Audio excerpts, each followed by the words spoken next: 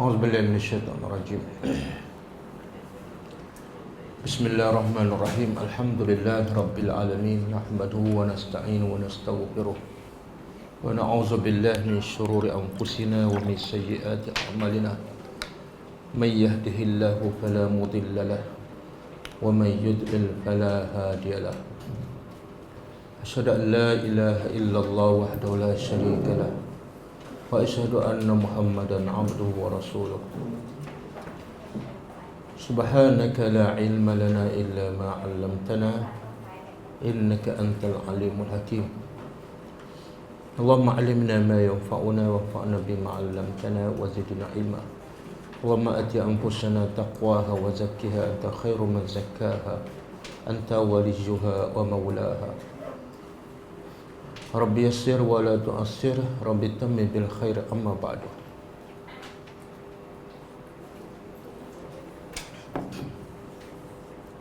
Assalamualaikum warahmatullahi wabarakatuh. InsyaAllah pada pagi ini kita akan tadabbur beberapa ayat Al-Quran. Lebih kurang ada 3 slot lah. Slot pertama kita akan tadabbur daripada surah Muhammad ayat 32 hingga 34. Lebih kurang tajuk dia kewajipan mentaati Rasulullah. Kewajipan mentaati Rasulullah. Lebih kurang 45 minit surah Muhammad ayat 32 hingga 34. Lepas tu kita akan sambung tadabbur daripada surah Al-Hadid ayat 16 dan 17. Itu slot yang kedua. Juga 45 minit insya-Allah. Jadi setelah 2 slot tu 1 jam setengah kita berhenti rehat. Berhenti rehat lebih kurang 20 minit lah. Minum.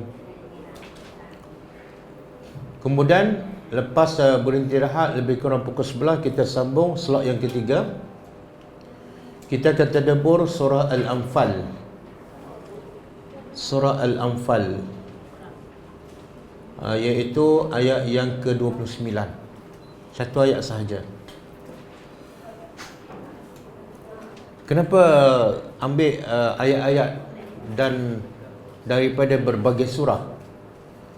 Sebab ada surah-surah yang kita dah tadabbur lengkap, tapi ayat rakaman tu hilang, tak ada. Contoh surah Muhammad lengkap dah kita habis tadabbur, tapi ayat ni 32 hingga 34 tak ada, hilang. Saya tak tahu siapa yang ambil, Bunian ke apa ke.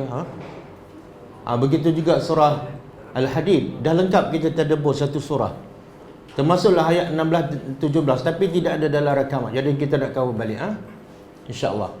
Yang penting apa saja ayat Quran pasti ada rahmat, pasti ada syifa, pasti ada mau'izah kepada ulil albab, orang yang berakal. Okey. Untuk surah yang pertama ni kita akan tadabbur surah Muhammad insya-Allah. Lebih kurang tajuknya kewajipan mentaati Rasulullah sallallahu alaihi wasallam. Setakat mana kita wajib taat Rasulullah? Biasa kita dengar wajib taat pada Allah kan? Wajib taat pada Rasulullah ni kadang-kadang setengah orang anggap sunat je. Ikut pun tak apa, tak ikut pun tak apa. Jadi kita belajar hari ni dan kita akan tahu setakat mana wajib kita taat, dan kalau tak taat apa jadi. Okey, kita tadabbur.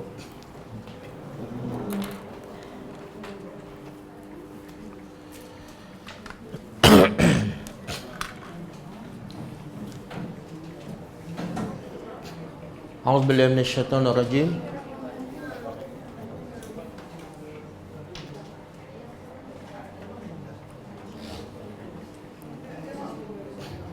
Boleh kita terjemah sama-sama? Inna. Inna apa makna dia? Sesungguhnya.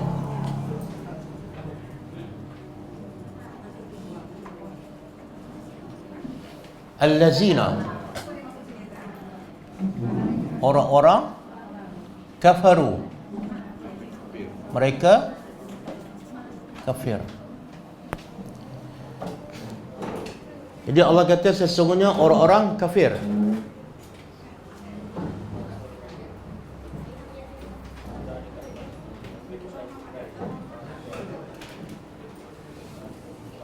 Orang kafir.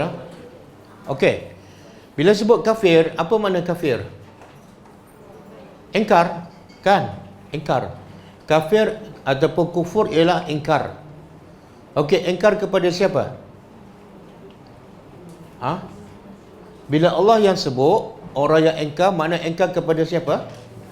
Kepada Allah. Jadi sebenarnya Quran ni cerita tentang apa?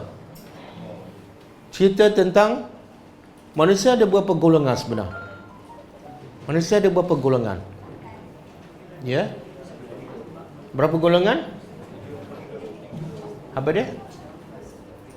Berapa golongan semua? 3. Pertama? Islam, kafir, munafik. Tapi dalam satu ayat Allah kata hazani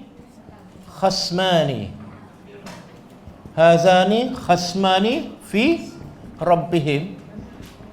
Surah Al-Hajj ayat 19 kan. Cuba terjemah. Hazani apa dah? Hazani apa makna? Ini dua. Kalau ini satu? Apa?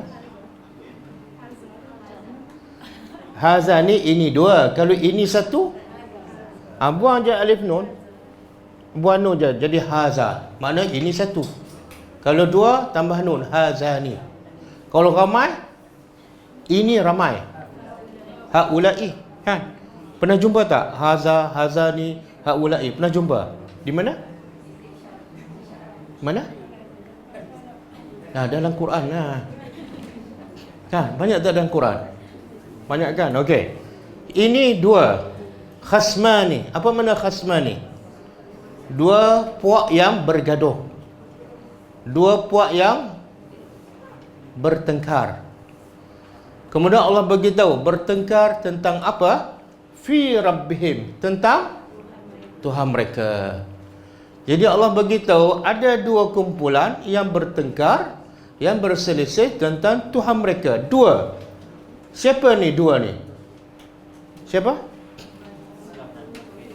Satu, Islam. Islam beriman dengan Tuhan mereka. Yang kedua, kafir. Kafir kufur pada Tuhan mereka. Habis kata 3, Quran kata 2. Macam mana? Yang mana betul? Abang kata 3, Quran kata 2. 3 ke 2? Munafik duduk kat mana? Yalah, munafik duduk kat mana? Allah kata 2 je. Kalau kita baca awal surah Baqarah, Allah sebut berapa golongan manusia? Pertama, muttaqun kan? Muttaqun kan? Hudan lil muttaqin. Yang kedua, innal ladzina kafaru, orang kafir. Yang ketiga, wa minan nasi may yaqulu amanna. Ada golongan manusia mulut cakap beriman, tapi Allah kata wa ma hum bimu'minin. Mereka tak beriman. Siapa tu? Di awal surah Baqarah Allah kata 3. Tapi dalam surah Al-Hajj Allah kata 2. Yang mana satu betul? Yang mana satu betul? 2 ke 3? 2 betul. Saya kata anak saya 2, besok saya kata anak saya 3. Yang mana satu betul? 2 betul juga. Kalau 2 betul, yang kata 2 betul tak betul. Sebenarnya 2 betul. Cuma kenapa di awal surah Baqarah Allah bagi pada 3 kumpulan? Sebab yang satu lagi rupa dia, yang munafik ni rupa dia Islam kan? Jadi bila rupa Islam, masuk bahagian Islam. Tapi hati dia kafir. Sebenarnya dalam hati dia masuk bahagian kafir. Sebenarnya orang munafik ni masuk bahagian apa? Yang sebenar-benarnya. Masuk bahagian Islam ke kafir? Kafir. Sebab itulah hakikatnya manusia hanya ada dua saja. Dan sebab tu tempat balasan ada 2 kan? Syurga dan kalau yang kat tengah-tengah tu kan ada satu tempat nama dia Al-A'raf. Kan? Ada kan? Itu tempat siapa pula tu? Tempat siapa? Tempat siapa? Apa dia? Oh, tempat orang yang dosa dan pahala sama berat. Berapa lama dia duduk transit kat situ? Tempat orang yang dosa pahala dia sama berat, tapi akhirnya dia akan masuk. Ada ulama kata terserah pada Allah. Kalau Allah rahmat lebih, bagi dia masuk syurga. Okey? Jadi cerita Quran sebenar cerita tentang dua golongan aja. Satu golongan beriman, satu golongan kafir. Okey, ini cerita tentang orang kafir. Allah kata sesungguhnya orang-orang kafir wasaddu, dan mereka saddu apa dah? Menghalang. Menghalang an sabilillah, dari jalan Allah. Okey. Bila sebut menghalang, sepatut ada kan? Ada apa? Ada benda yang dihalang. Saya menghalang anak saya kan?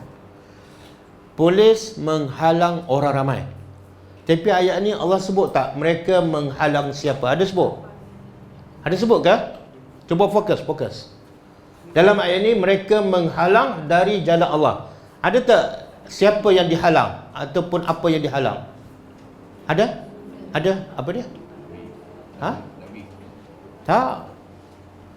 Orang kafir ni, satu dia kafir, jenayah dia. Yang pertama kafir, yang kedua dia menghalang. Tapi menghalang apa?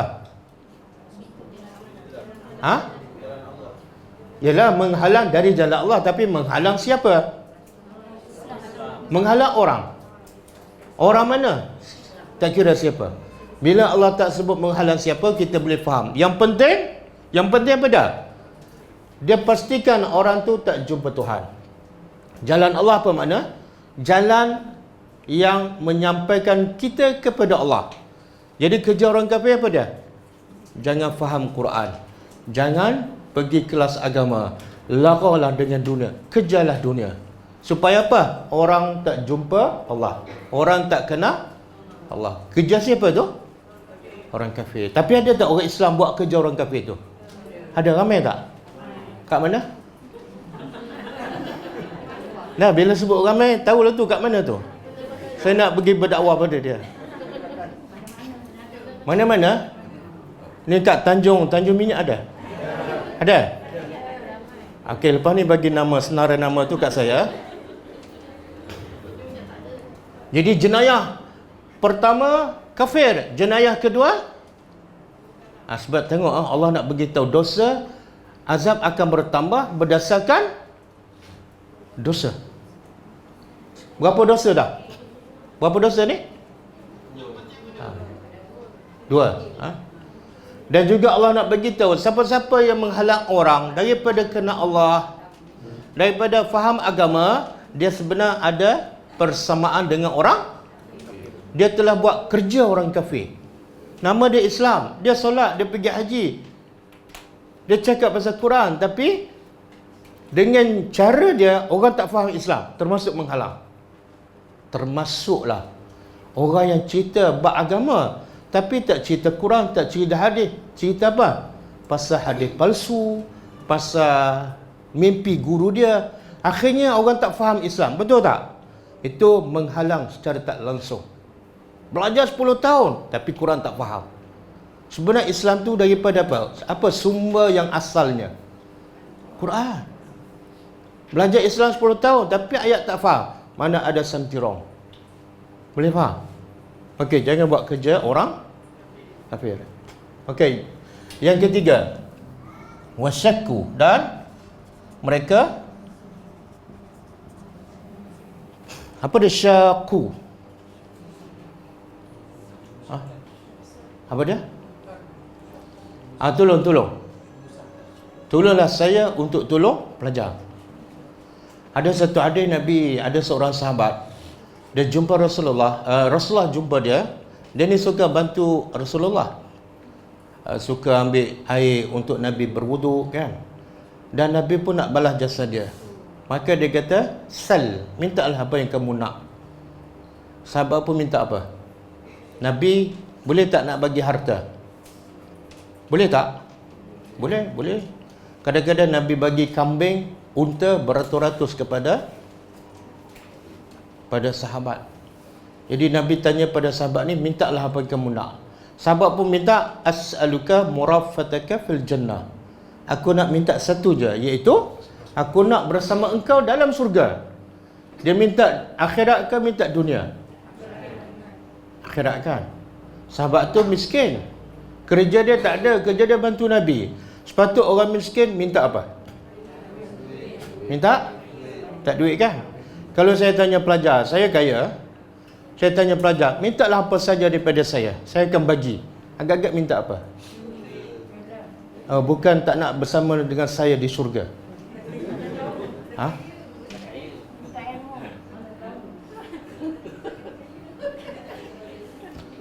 Penat je saya baca hadis kan, tak ambil pengajaran. Nak duit juga. Okey, sahabat pun, Nabi pun bagi tahu pada sahabat, kalau betul kamu nak bersama aku di syurga, apa solusinya? Nabi kata, tolonglah aku untuk aku tolong engkau. Tengok jawapan Nabi. Kalau betul kamu nak bersama aku dalam syurga, tolong aku untuk aku dapat tolong engkau. Maknanya engkau dapat masuk syurga dengan sebab engkau tolong diri engkau sendiri. Aku tak boleh tolong. Aku hanya boleh tolong setelah engkau bagi solusi supaya aku dapat tolong engkau. Macam mana cara dia? Perbanyakkan sujud. Kasratus sujud. Apa makna banyak sujud? Banyak solat. Solat fardu ke solat sunat? Dua-dua. Solat fardu boleh dibanyakkan lagi ke? Solat sunat je. Solat fardu 5 waktu. Jangan tambah jadi 50 waktu. Itu bukan banyak, itu ganti. Okey? Jadi tolong saya untuk saya bantu pelajar supaya lebih cekap memahami Al-Quran. Wasyaku, apa makna dia? Menyalahi, melawan. Mereka menyalahi ataupun menyalahi. Menyalahi siapa ni? Rasul.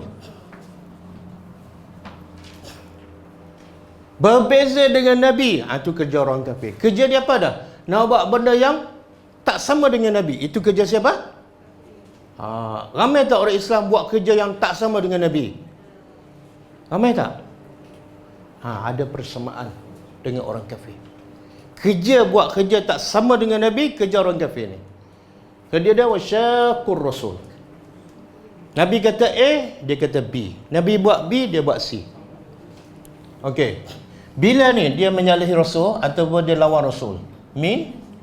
Dari ba'di, selepas apa yang tabayyan. Tabayyan apa dia? Tabayyun.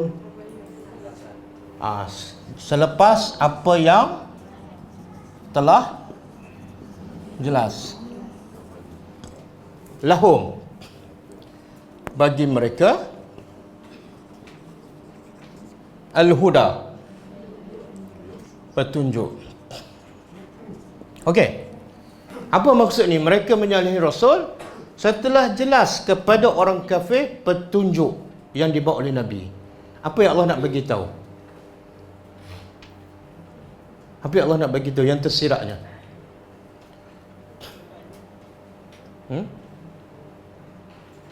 Okey, kalau orang kafir menolak Nabi dalam keadaan dia tak jelas apa yang Nabi bawa. Dia tolak dalam keadaan dia tak jelas. Berdosa ke tak? Berdosa ke tak? Mungkin tak berdosa. Kalau dosa pun dosa tak besar sangat. Tapi kalau keadaan petunjuk yang Nabi bawa jelas, Nabi ajak benda yang baik, Nabi suruh tinggal benda yang maksiat, Nabi nak suruh sembah Tuhan yang satu, Nabi nak selamatkan manusia daripada, cukup jelas, clear. Tiba-tiba dia tolak, dosa lagi besar. Macam pelajar dah belajar, dah tadabbur, dah faham, tapi tak amal juga. Dengan orang di luar sana tak faham, tak jelas, tapi dia tak amal. Mana lebih teruk? Jadi orang yang duduk dalam kelas dengan orang di luar, mana lebih baik? Pergilah keluar. Tak, orang yang belajarlah lebih baik. Cuma yang belajar tak beramal tu lebih teruk. Kita jadi lebih baik apa dah? Yang belajar dan beramal. Okey. Jadi berapa jenayah orang kafir ni? Satu, kufur. Yang kedua, halang. Yang ketiga, menyalahi, menyanggahi apa yang Nabi buatkan. Maka apa hasilnya? Lan yadurrullah. Tidak sekali-kali yadurru, mereka memudaratkan. Yadurru mudaratkan Allah syai'an sedikit pun.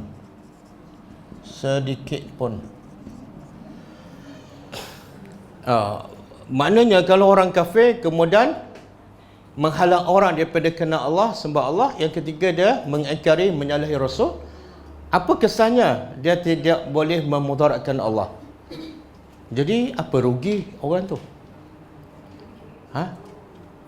Kenapa Allah cakap mereka tak boleh memudaratkan Allah? Kita biasa contohlah, kalau kita dalam satu syarikat kan, kita berpakat, ada staff ada 100 orang kan, kita berpakat sampai 60 orang. Kita jangan pergi office dalam masa seminggu. Apa yang kita buat boleh memudarat tak syarikat tu? Boleh memudarat tak bos tu? Jadi manusia biasa macam tu. Bila dia lawan Tuhan, bila dia tak sembah Tuhan, dia ingat apa dia? Yang rugi siapa? Allah, kan? Jadi Allah pun nak betulkan cara berfikir. Kalau semua satu dunia ni tak sembah Allah, jin ke manusia ke, semua lawan Tuhan, mudarat tak bagi Allah? Rugi tak bagi Allah? Kurang tak kuasa Allah? Sebaliknya, bila Allah tak mudarat apa-apa, tak kurang apa-apa, sebenarnya yang rugi siapa? Kamulah. Sebab tu yang kedua apa dia? Wasayuhbitu, dan akan kelak akan yuhbitu apa dah? Yuhbitu sia-sia. Ihbat sia-sia, a'ma, sayuhbitu a'malahum, amalan mereka. Mudarat yang paling besar kepada siapa? Dia tak sembah Allah, Allah tak rugi. Kalau satu dunia tak sembah Allah, Allah tak rugi. Yang rugi siapa? Allah akan mensia-siakan amalannya. Dia kerja penat, kaya gila kan, 70 tahun mati, hancur, kena bakar. Rugi tak? Rugi. Mana amalan dia banyak-banyak kat dunia? Sayuhbitu, Allah akan hanguskan. Macam semalam kita belajar kan, Allah akan jadi apa? Bahasa Arab lah ayat Quran. Haba'an mansura. Debu-debu yang kita rasa tak rugi. Bila kita buat kerja, kadang-kadang kita tak rasa kan, Allah kata jadi debu, kita rasa macam biasa je. Cuba kita bayangkan. Kita kerja 3 bulan. Keluar pagi, balik petang, keluar pagi, balik petang, dan bulan ketiga dijanjikan apa? 100,000. Bila kita pergi jumpa bos pun bagi sampul. Bila kita buka, tengok debu. Apa perasaan kita? Kecewa kan? Tapi itu kat dunia boleh cover balik tak? Kalau kat akhirat semua amalan jadi debu, ada peluang lagi tak nak cover balik? Habis. Jadi Allah nak bayangkan, rasalah betapa kecewanya kamu. Kerja penat 70 tahun, buat baik pada orang, silaturahim, semua debu. Okey. Jadi apa punca jadi debu amalan mereka? Tengok, apa punca supaya amalan kita tak jadi debu? Kena tahu apa punca. Pertama, kufur kepada Allah. Yang kedua, menghalang orang daripada jalan Allah. Yang ketiga, okey, nombor 1 mungkin tak kita buat? Mungkin tak? Tak, kuatlah sikit. Okey, nombor 2 mungkin tak? Nombor 2 mungkin tak? Mungkin. Okey, siapa kata mungkin? Siapa kata mungkin? Kalau kata mungkin, bagi contoh. Mungkin tak?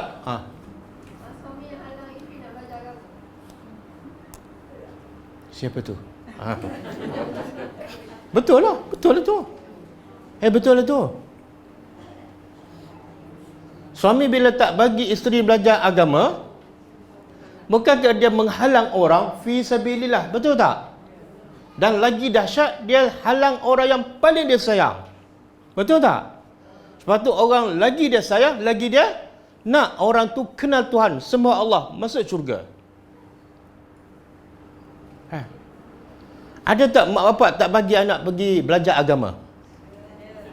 Ada. Tak apa belajar sekolah agama, gelap masa depan. Keluar-keluar jadi ustaz. Lepas tu nak naik pangkat pun susah. Ada tak? Gelap masa depan. Bukankah itu termasuk menghalang? Kadang-kadang dia tak halang, tapi dia hantar anak sekolah akademik saja, sekolah cemerlang. Yang tak ada agama, secara tak langsung anak dia tak akan faham agama, betul? Lepas tu pergi sama pula UK, US. Lagilah, bukankah secara tak langsung dia yang menjadikan anak dia tak faham agama? Betul tak? Menghalang itu. Jadi Allah nak tegur bukan Bani Israel. Allah nak tegur siapa? Kita lah. Quran ni hudan linnas, semua termasuk kita. Jadi sangat salah orang Melayu bila baca Quran jumpa Bani Israel, dia lompat, dia skip. Sebab apa ini untuk Bani Israel? Salah. Allah sayang pada kita, Allah nak bagi amaran. Bani Israel ada kitab macam kamu juga dulu. Nabi dia pun hebat juga, Nabi Musa. Tapi akhirnya dia tinggal kitab. Celaka dia. Kamu jangan jadi macam mereka. Boleh? Okey. Yang kedua, mungkin kan? Yang ketiga? Yang ketiga mungkin tak? Menyalahi sunnah Nabi. Mungkin tak? Oh, antara dua yang ketiga, mana lebih ramai orang Islam yang terlibat? Bertiga. Bila sebut sunnah Nabi, alah, yang kita buat pun baik juga. Sebenarnya dia menyalahi sunnah Nabi lah. Apatah lagi, nanti kita akan belajar ayat yang kedua. Boleh faham? Itulah tadabbur. Tadabbur kita rasa ayat Al-Quran sedang menegur kita, sedang membetulkan hati dan cara kita berfikir. Itulah tadabbur. Okey. Dan sia-sia amalan. Oh ustaz, okeylah sia-sia amalan je. Syarat nak masuk syurga apa dia? Kena ada rahmat Allah. Rahmat Allah berdasarkan apa? Bila amalan dah zero, apa makna? Masuk neraka lah. Bunyi sia-sia amalan, tapi sebenarnya neraka lah. Kamu tak ada benda untuk melayakkan kamu masuk syurga. Boleh? Jadi pengajaran daripada ini, pastikan insya-Allah kita tak kufur. Tapi yang kedua, pastikan anak kita faham agama. Jangan kita jadi penyebab anak kita tak reti agama, tak reti Quran. Sebab apa? Kita ada dorong dia belajar akademik, cemerlang, apa kerja pula cemerlang, doktor pakar, baca Quran tak reti. Kita penyebabnya. Betul tak? Betul. Okey. Kemudian Allah kata apa? Ya ayyuhallazina amanu. Wahai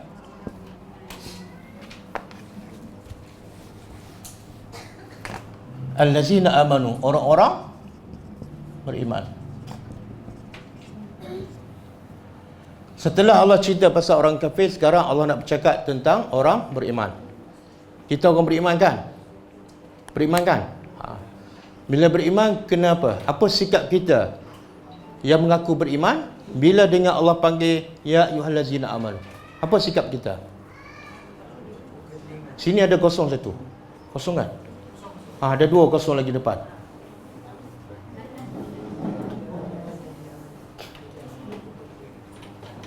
Ni apa ni?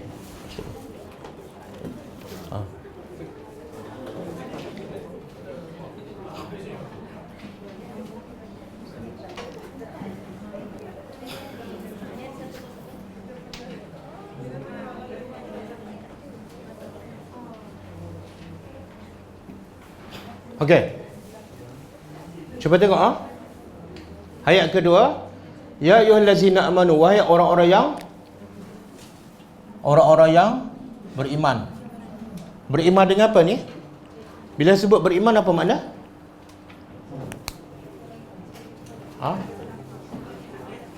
Bila sebut beriman, yakin di hati, kemudian nutqu bil lisan, sebut di lidah, pengakuan, dan yang paling penting sekali yang ketiga apa? Amalan kita sama dengan apa dalam hati. Orang munafik mulut beriman tapi amalan tak sama, ataupun tak sama dengan apa dalam hati. Jadi bila beriman, taat pada semua perintah Allah dengan penuh keyakinan. Okey, apa perintah Allah? Ingat saya selalu sebut dalam kelas tadabbur kata-kata Ibnu Mas'ud. Bila Allah sebut ya ayyuhallazina amanu dalam Quran, wajib kamu far'au, dengar dengan penuh perhatian. Sebab apa? Kenapa kena bagi perhatian? Ayat yang tak ada ya ayyuhallazina amanu kena dengar juga, kena bagi perhatian juga. Tapi bila ada ya ayyuhallazina amanu, lagi kena bagi perhatian. Kenapa? Sebab kata Ibnu Mas'ud, selepas itu ada perintah yang Allah nak perintah pada kamu yang mengaku beriman, ataupun ada larangan yang Allah nak larang kamu. Kalau kamu ikut perintah Allah, itulah bukti kamu beriman. Kalau kamu tak ikut, itulah sebenarnya bukti kamu tak beriman. Okey, boleh? Jadi selama ni kita beriman tak? Selama ni beriman tak? Beriman. Okey. Selama ni bila kita jumpa ayat Quran ya ayyuhallazina amanu, kita perasan tak apa perintah Allah sebelum ni? Perasan ke tak? Perasan? Betul? Betul saya nak baca satu ayat kemudian nak tanya apa perintah Allah selepas tu. Boleh tak? Boleh tak? Tadi mengaku beriman. Kalau beriman kena tahu apa yang Allah nak perintah selepas itu. Okey, boleh tak? Ya ayyuhallazina amanu ijtanibu katsiran minadh-dhann. Okey, apa perintah Allah? Jauhkan daripada sangka buruk. Ya ayyuhallazina amanu. Yang kedua boleh Dah yang pertama dah lulus. Okey. Wahai orang beriman, apa perintah? Ati'u. Taatlah oleh kamu akan Allah. Taatlah oleh kamu akan Allah. Okey? Taat pada Allah apa maksud dia? Boleh tak bagi contoh? Tapi sebelum tak, mesti ada satu benda. Sebelum kita tak, mesti ada satu benda. Kalau kita taat tanpa ada benda ni, taat kita tak sah. Bukan, memang kita dah mengucap lama dah. Orang beriman bila Allah perintah, dia kata apa? Sami'na. Saya tak suruh sambung. Sami'na, kami dengar. Tengok, sebelum kita mengaku kita taat, ada satu perkataan apa dia? Apa makna dia? Apa makna dia? Tak ada ayat terus ata'na, tak ada. Mesti ada sami'na. Kenapa? Kita nak taat, mesti benda yang kita faham. Kami dah dengar, kami dah faham, barulah kami taat. Saya nak tanya, semua ayat Quran kita dah faham ke? Mana macam mana taat dalam keadaan tak faham? Betul ke salah? Kita terus ata'na, apa dia? Apalah, apa-apa je lah. Mana boleh? Mesti ada sami'na, kami dengar, kami dah faham, barulah kami taat. Berapa ramai yang tak berapa ramai yang tak faham Quran tapi mendakwa dia taat pada Allah. Betul tak? Sedangkan ayat Al-Quran penuh dengan perintah, penuh dengan larangan, tapi dia tak faham. Okey? Taatlah pada Allah. Makna syaratnya kenapa? Kena tadabbur Al-Quran, kena faham. Baru boleh ada yang kedua. Okey? Wa ati'ur rasul, dan wa ati'u, dan taatilah Rasul. Okey, sama juga. Syarat nak taat pada Rasul mesti apa? Ha? Yalah, syarat nak ittiba' tu mesti apa? Mesti belajar sunnah. Banyak tak sunnah kita tak belajar. Kalau kita tak belajar, kita tak faham, macam mana nak taat apa yang Nabi buat? Betul tak? Yang kita belajar, apa orang cakap, apa guru kata kan? Itu sami'na wa ata'na tak ada. Sami'na wa ata'na hanya untuk Allah dan Rasul sahaja. Boleh faham?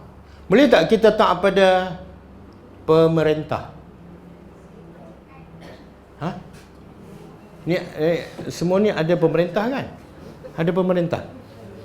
Wajib tak taat pada pemerintah? Wajib. Ada dalil? Apa surah apa?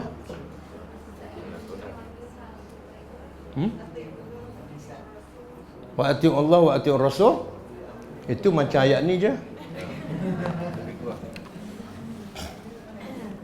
Buka surah An-Nisa ayat 59.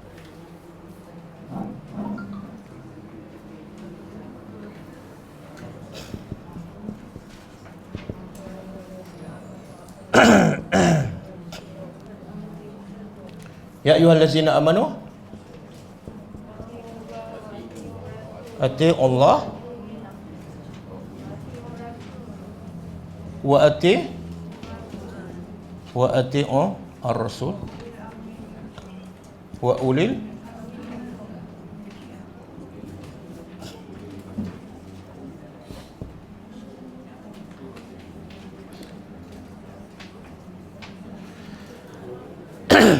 kat depan ada ni, ada kosong depan.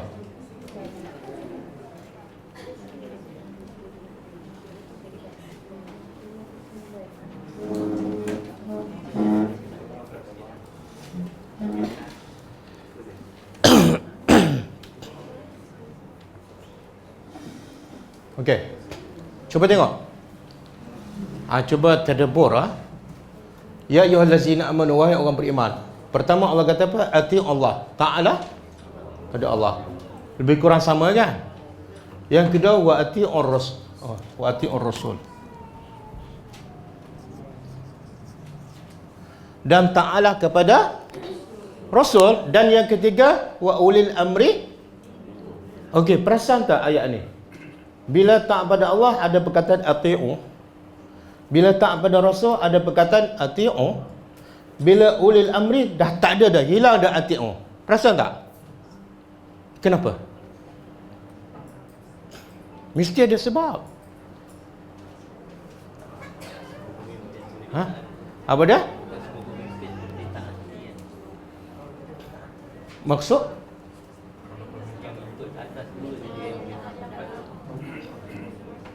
Oh, maksud dia cukup dalam. Siapa nak jawab?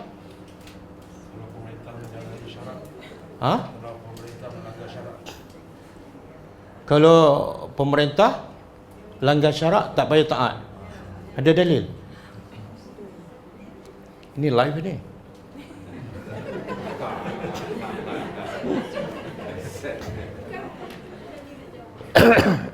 Okey ya. Tengok.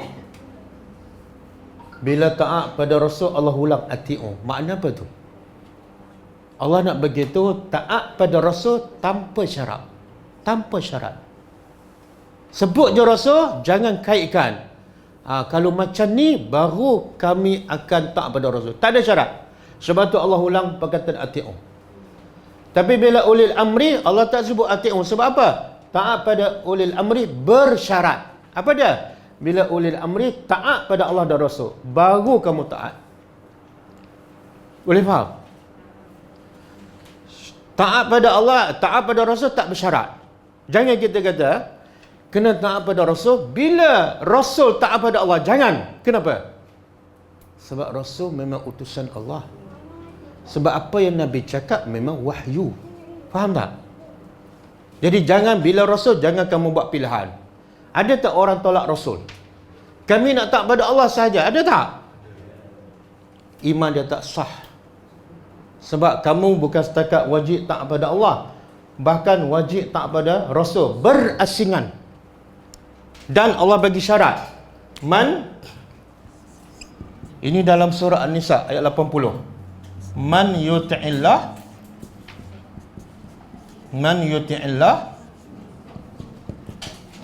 faqad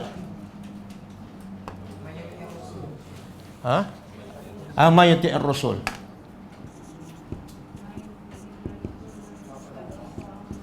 Man yuti'ir rasul faqad ata Allah. Tengok, siapa yang taat pada Rasul, sesungguhnya dia telah hebat, besar tak taat pada Rasul. Seolah Allah nak bagi tahu tanda kamu taat pada Allah, tanda dia apa? Tak Rasul. Maknanya selagi kamu tak taat pada Rasul, sebenarnya kamu tak. Ada orang yang golongan apa? Anti. Dia tak faham ayat ni, ataupun dia buat tak faham. Saya nak taat pada Allah. Tak, Allah kata taat pada Allah terikat dengan taat pada Rasul. Okey. Sebab tu dalam ayat ni taat pada Allah, kemudian Allah ulang sekali lagi ati'u. Tapi di sini tidak ada ulil amri. Boleh faham ah? Jadi bila taat pada Allah, taat pada Rasul, bersyarat tak? Tak ada. Berasingan. Dan bila taat pada ulil amri, bersyarat tak? Sebab tu Allah tak ulang ati'u. Apa syaratnya? Ulil amri yang taat pada Allah dan Rasul. Sebab tu ada hadis kan Nabi kata la ta'ata apa? La ta'ata fi ma'siyati al-khaliq. Kan? Tidak ada ketaatan makhluk dalam perkara yang maksiat kepada Allah. Bolehkah? Besar tak taat pada Rasul? Besar. Wala tubtilu, dan jangan kamu tubtilu apa dia? Tubtilu daripada batal. Batal dah jadi bahasa Melayu. Apa makna batal? Batal solat sia-sialah. Batal puasa kan? Jadi maksud apa? Jangan kamu sia-siakan amalan kamu. Jadi orang ni, pertama Allah perintah. Orang beriman pertama perintah taat Allah dan Rasul. Yang kedua, larangan. Yang tadi perintah, yang ni larangan. Apa larangannya? Dia dah taat daripada Allah, dah beramal dah. Dah ada dah amalan, dah ada dah pahala. Tapi ada satu lagi bahaya. Apa dia? Apa lagi bahaya? Amalan dia boleh sia-sia. Maka Allah kata pastikan amalan kamu tak terbatal. Okey, macam mana amalan kita boleh terbatal? Ini ramai orang tak terlepas pandang kan. Banyak orang kita dia ajar syarat sah salat, syarat sah puasa kan. Kita pun betul-betul fokus pada syarat sah salat, syarat sah puasa. Perkara membatalkan puasa. Tapi perkara membatalkan pahala puasa, ramai orang tak fokus. Perkara membatalkan pahala sedekah, ramai orang tak fokuskan. Macam mana amalan kita boleh terbatal? Ataupun pahala amalan terbatal? Dengan riak kan? Buat amalan, lepas tu cerita pada orang. Buat amalan, sekarang lagi mudah nak cerita kan? Dia buat amalan di rumah, dan lepas buat amalan duduk kat rumah, tapi satu kampung tahu. Sebab apa? Sebab melalui Facebook kan. Kadang-kadang dia bangun pukul 3 pagi, selamat bertahajud kan? Apa makna tu? Dia masuk Facebook ataupun grup WhatsApp, selamat bertahajud. Sebenarnya apa tu? Apa dia nak bagi tahu? Tazkirah ke apa? Biasa dengar tak? Apa dia? Nak mengajak? Siapa suruh awak ajak orang yang solat tahajud? Siapa suruh? Ada tak Allah suruh ajak orang yang solat tahajud? Tak ada. Yang Allah, Nabi suruh apa dia? Bila suami solat tahajud, Suruh isteri, bukan suruh isteri jiran.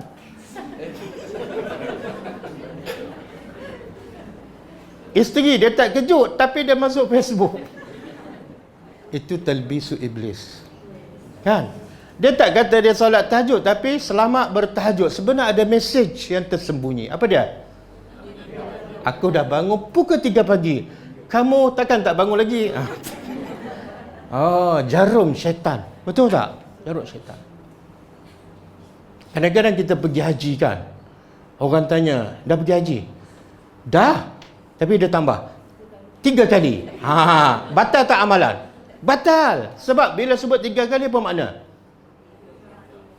Simple je, amalan boleh terbatal. Dia nak bagi tahu orang dia buat haji 3 kali. Bila nak bagi tahu orang, itulah riak. Ustaz, dia tanya dah pergi tak? Dia tak tanya berapa kali. Faham tak? Syaitan cucuk. Puasa tak Isnin kami? Saya daripada kecil lagi puasa Isnin. Boleh faham? Ni Allah sayang pada kita. Kamu dah tak pada Allah, dah tak pada Rasul, tapi dah beramal, tiba-tiba terbatal. Jangan. Diam. Kenapa diam ni? Takut amalan terbatal. Batal juga. Bila dia kata takut amalan terbatal, riak tu.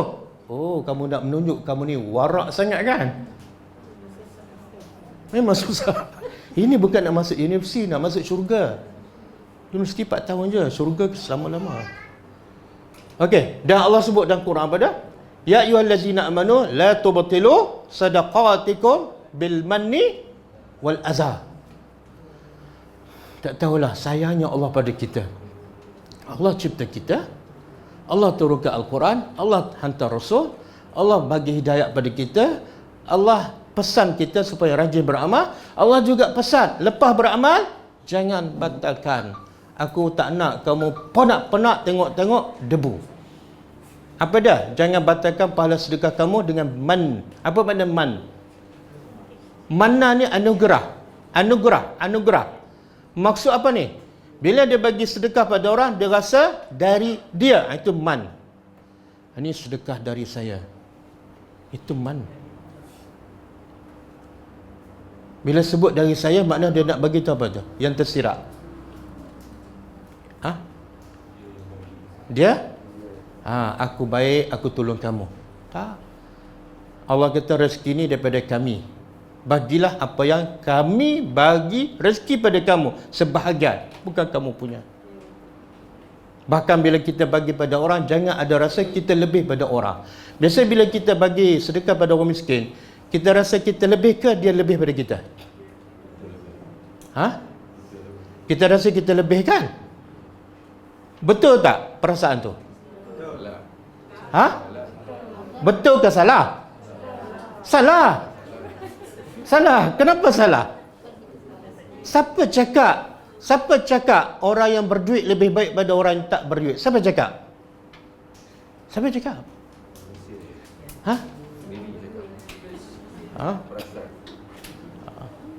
Bahkan yang ramai masuk syurga orang miskin ke orang yang kaya? Oh, tahu pula.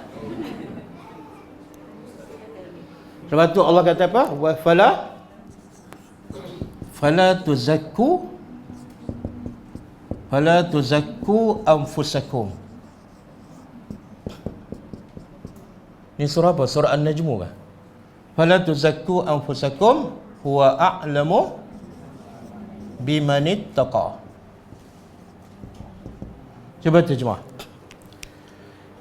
Fala tuzakku, jangan kamu anggap diri kamu baik ataupun suci, jangan. Haram. Bila Allah kata la, haram. Apa yang haram ni? Rasa diri kita okey, haram. Bila kita bagi sedekah pada orang miskin, kita rasa kita lebih baik, haram. Kenapa? Sebab Allah kata huwa a'lamu, Allah yang lebih tahu siapa sebenar yang bertakwa, bukan kamu. Kita boleh tak nilai iman kita sendiri? Saya rasa iman saya dah naik sekarang 80%. Boleh tak? Lepas tu nilai iman orang pula, awak ni rasa iman 56%. Tak boleh, haram. Allah lebih tahu siapa yang taqwa. Boleh faham? Sebab tu orang beriman, semakin dia beramal, semakin dia rendah diri, semakin rasa takut amalan tak diterima. Boleh? Dan saya nak sebut satu lagi, antara sebab yang boleh membatalkan amalan kita, yang boleh membatalkan amalan kita ni, yang ada kaitan taat pada Allah dan taat pada Rasul, iaitu kita menolak sunnah Nabi, akan menyebabkan amalan kita terbatal. Cuba buka surah Al-Hujurat ayat 1 dan 2. Ya. Tak apalah.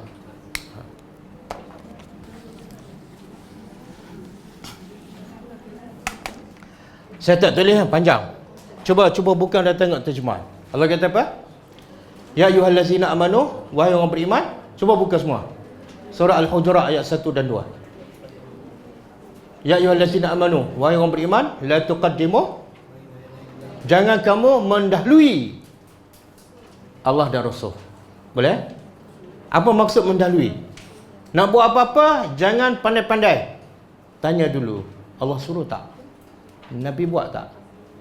Okey, lepas tu wattaqullah, bertakwalah pada Allah, innallaha samiun alim, kan? Okey, ayat kedua. Wahai orang beriman, jangan tinggikan suara kamu lebih pada suara Nabi. Tinggi suara, bukan tolak sunnah ni, tinggi suara. Kemudian wala tajharu lahu bil qawli kajahri ba'dikum li ba'd. Jangan kamu panggil Nabi sebagaimana kamu panggil orang lain. Boleh tak kita panggil Nabi Muhammad? Panggil Muhammad je. Isteri Nabi sendiri Aisyah boleh tak panggil Rasulullah Muhammad? Muhammad, mari sini, boleh tak? Boleh ke tak? Tak boleh. Kena panggil apa? Ya Rasulullah ataupun Ya Nabi Allah. Jangan. Tapi kita boleh nak panggil suami kita, nama dia Muhammad, Mat, boleh tak? Oh, biasa panggil suami macam tu. Itulah suami tak sayang. Panggillah sayang. Kalau nak sebut mak pun sebut sayang, Mat.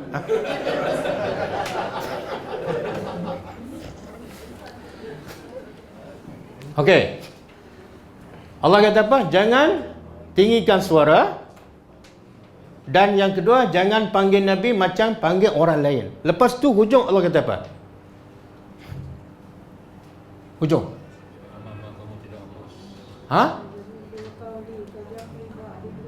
Hujung.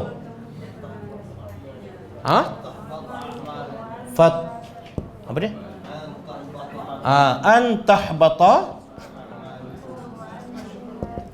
Antahbata a'malukum wa antum la tash'urun.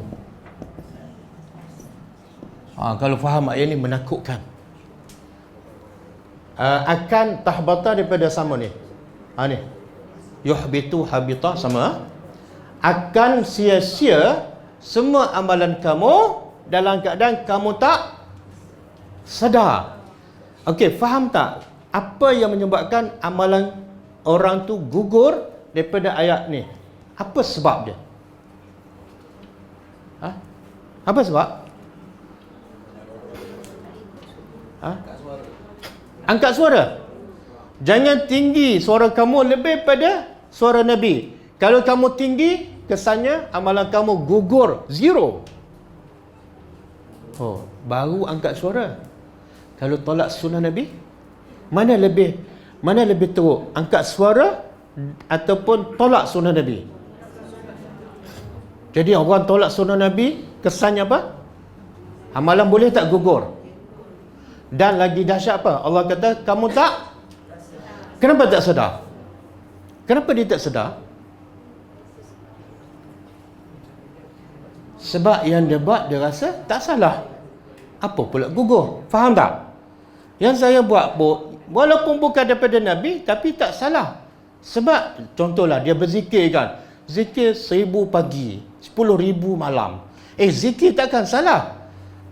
Amalan dia gugur sebab tak hormat Nabi. Dia buat lebih pada Nabi, tapi dia sedar tak amalan dia gugur? Tak. Sebab apa? Sebab itu zikir. Boleh faham? Oh, bahaya tu. Sebab tu saya kata kalau kita faham ini sangat-sangat menakutkan. Kita buat amalan 20 tahun, tengok-tengok akhirat kosong. Boleh? Jadi letaklah Nabi di tempat yang paling tinggi selepas Allah. Jangan letak guru kita, jangan letak kumpulan kita, jangan letak tarikat kita, jangan. Okey, kemudian innal ladzina kafaru, sesungguhnya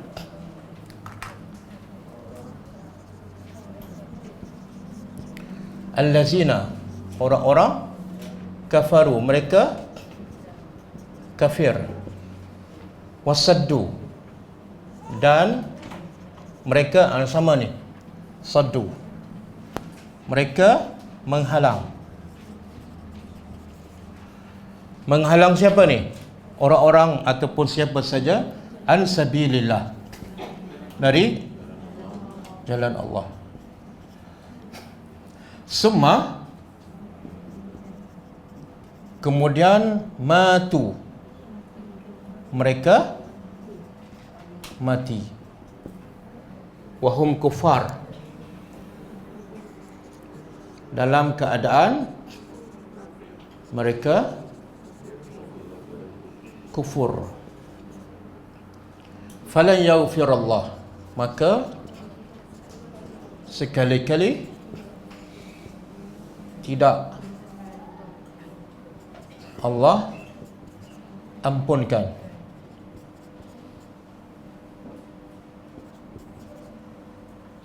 lahum, bagi mereka. Okey. Siapa yang Allah tak ampunkan dosa ni? Siapa ni? Orang? Tak betul. Siapa yang Allah tak akan ampun dosanya sampai bila-bila? Siapa ni? Tak betul. Tengok tadabbur Al-Quran. Al-Quran sebut tepat, tapi kita sebut tak tepat. Syirik dengan kafir sama je.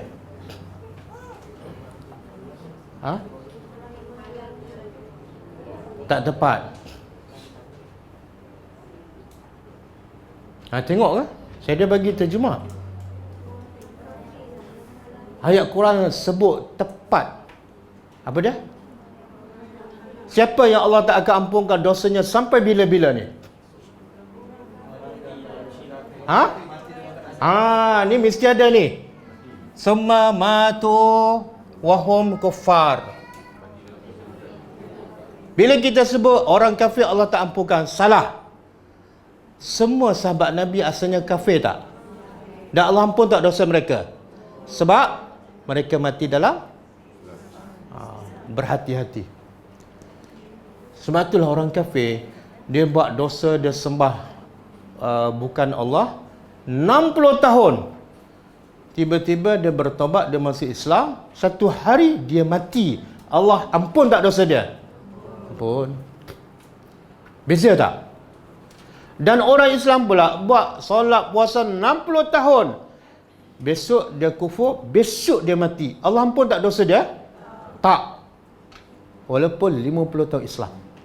Sebab dia mati dalam dan kekal dalam neraka. Boleh faham? Pengajarannya apa? Pengajarannya apa?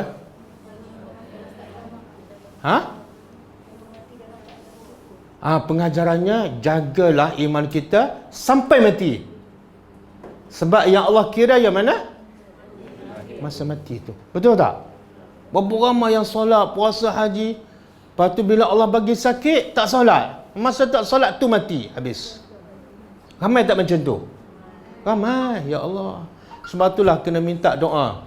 Yang Nabi selalu baca doa ni. Nabi pun takut, walaupun dia Nabi, walaupun dia jami ahli syurga, Nabi takut Allah bolak balikkan hatinya di hujung kehidupan. Jadi Nabi baca doa ni. Apa doa tu? Ya muqallibal, wahai Tuhan yang membolak balikkan hati manusia, sabbit qalbi ala dinika, tetapkan hatiku di atas iman. Sampai bila? Ni. Jadi kalau kafir, kalau menghalang orang ramai beriman, mati dalam iman, Allah ampunkan dosa dia. Bolehkah? Lepas tu, bila kita jumpa orang kafir, kita kata ini ahli neraka. Betul ke salah? Salah. Salah. Dia pula kata ini ahli syurga. Dia kata pada kita. Betul ke salah? Pun salah. Tak terbalikkan. Dia dekat nak mati masuk Islam, masuk syurga. Kita pula minta jauh lah. Boleh faham? Oh, benda yang paling menakutkan saat kematian. Sebab tu Allah sayang pada kita, Allah pesan. Allah wasiat pada kita apa dah? Apa wasiat Allah tu?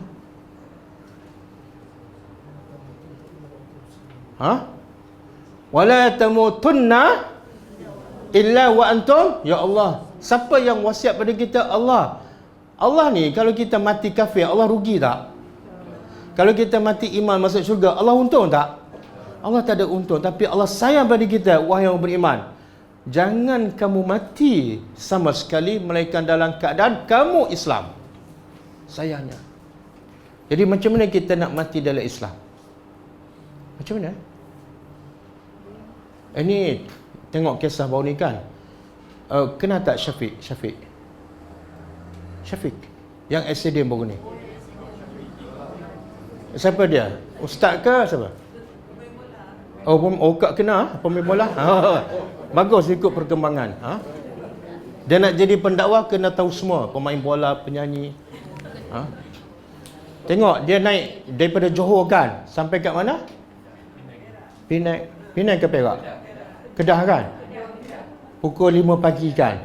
Siapa yang meninggal? Pembantu dia umur 30, mak mentua dia dan anak dia kan. Dan isteri dia cedera parah kan. Tak penting mati aksiden, tapi yang penting apa dah? Masa aksiden tu dia mati dalam keadaan beriman. Okey tak? Ada orang mati atas katil tak aksiden, sihat walafiat, tapi masa tu tak salat subuh. Mati pukul 8 pagi. Okey tak? Tak okey. Jadi nak mati aksiden ke nak mati atas katil? Nah, jawab je lah. Nak mati dalam keadaan beriman. Aksiden ke atas katil tak penting. Yang penting aku nak mati dalam keadaan beriman. Nak mati malam Jumaat ke nak mati malam Sabtu?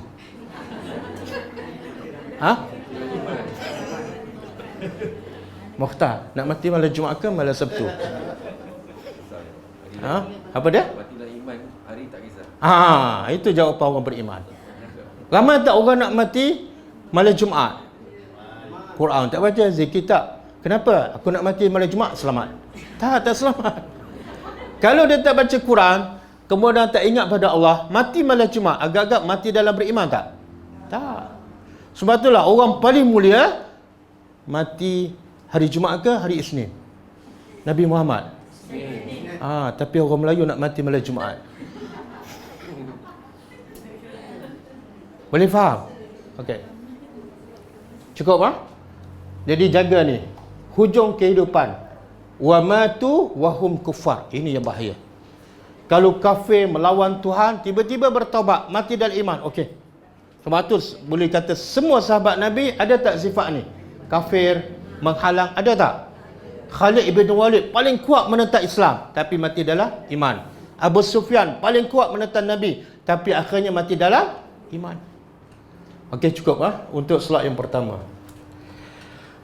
Kita berehat dulu. Sekarang berapa?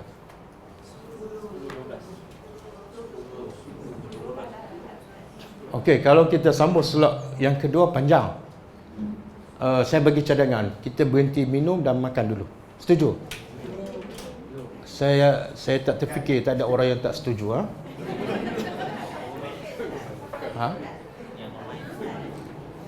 Beritahu dia. Okey.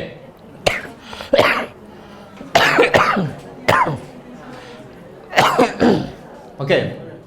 Kita akan beristirahat untuk minum, bagi peluang pelajar-pelajar dahaga minum 15 minit kemudian kita sambung balik insya-Allah. Kita sambung pukul 10.30. Betul ke jam? Betul. Kita sambung 10.30 insya-Allah untuk slot yang kedua. Jadi kita sementara tutup dengan tasbih kafarah. Subhanakallahumma wa bihamdika asyhadu an la ilaha illa anta astaghfiruka wa atubu ilaik. Assalamualaikum warahmatullahi wabarakatuh.